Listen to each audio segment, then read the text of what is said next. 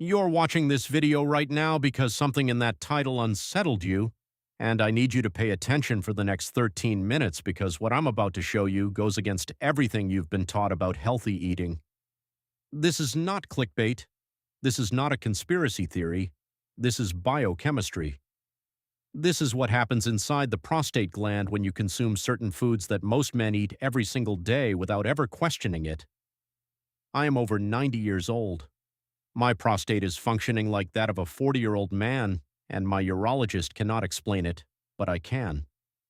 Before I show you the 4 foods, I need you to understand something that almost nobody talks about when it comes to prostate health. The problem is not any single food. It is the cumulative effect. It is what happens when your body spends years being exposed to inflammatory compounds, hormonal disruptors, and substances that silently shift your PSA balance without you ever noticing. I am not a doctor. I am someone who studied, experimented, and lived to tell about it. And what I'm going to share here is backed by research you can verify on your own. Tell me in the comments, what state are you from? What city?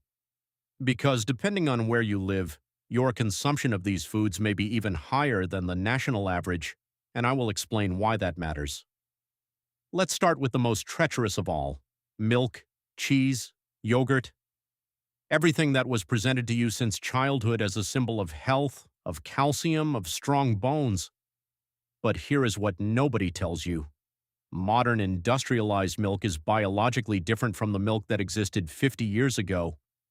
Today, cows in intensive production systems are milked even during pregnancy, and milk from a pregnant cow contains elevated concentrations of animal estrogen, bovine estrogen.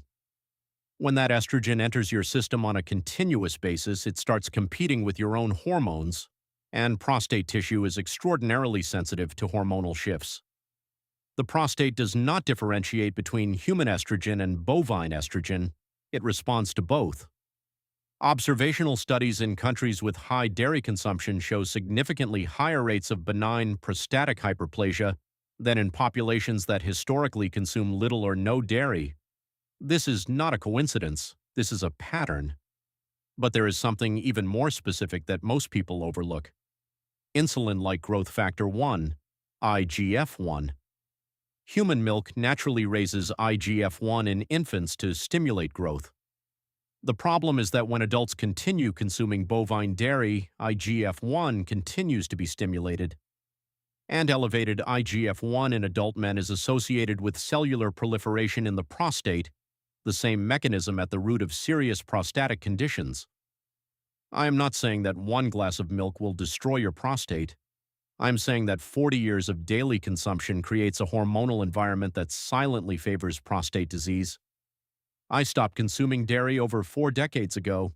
It was not easy at first, but the clarity I feel to this day tells me it was the right decision. Tell me in the comments, do you still consume dairy products every day? I want to understand who is watching this video. Now the second one, and this is going to be hard to hear for a lot of people, especially those who live in rural areas, in the South, in the Midwest. Red meat.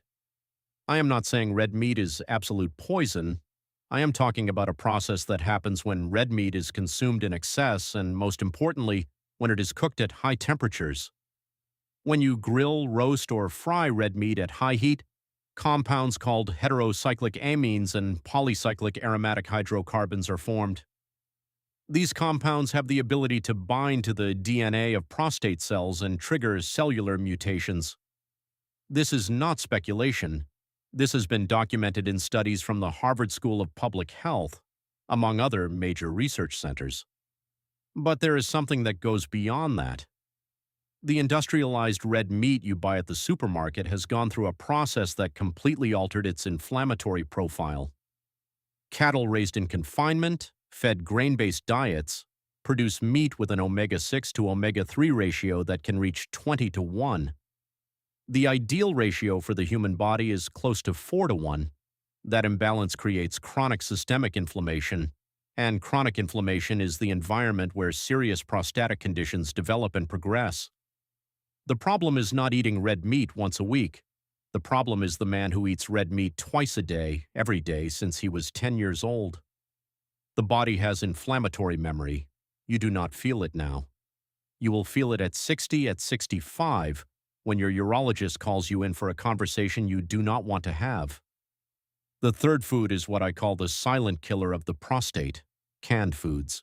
And the reason is not sodium, which is what everyone talks about. The reason is bisphenol A, BPA.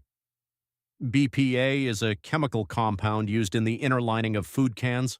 It was developed to protect the food from contact with the metal. The problem is that this compound has estrogenic activity in the human body. That means it behaves like a female hormone inside your body. For the prostate, this is devastating. Prostate tissue has highly sensitive hormonal receptors. When BPA binds to those receptors, it interferes with the natural balance between testosterone and estrogen, a balance that is fundamental to prostate health at any stage of life. And here's the detail nobody tells you. BPA is fat-soluble. It accumulates in adipose tissue. It does not leave easily. The more years you consume canned foods, the greater the BPA load stored in your body. Some manufacturers today use BPA-free packaging, but many have switched to BPS, bisphenol S, which preliminary studies suggest has similar or even more intense hormonal disrupting effects. Canned foods also carry preservatives, monosodium glutamate, and additives that overload the liver. And when the liver is overloaded, it loses efficiency in metabolizing hormones, which causes estrogens to circulate in the blood longer than they should. Tell me in the comments, do you still regularly eat canned sardines, canned corn, canned tuna? No judgment, I just want to understand. The fourth one. And this is the most controversial because many people adopted sweeteners thinking they were doing their health a favor. Artificial sweeteners, saccharin, aspartame, sucralose, acesulfame, K. What most people do not know is that artificial sweeteners are not metabolically neutral. Your body perceives the sweet taste, even without calories, and triggers real metabolic responses.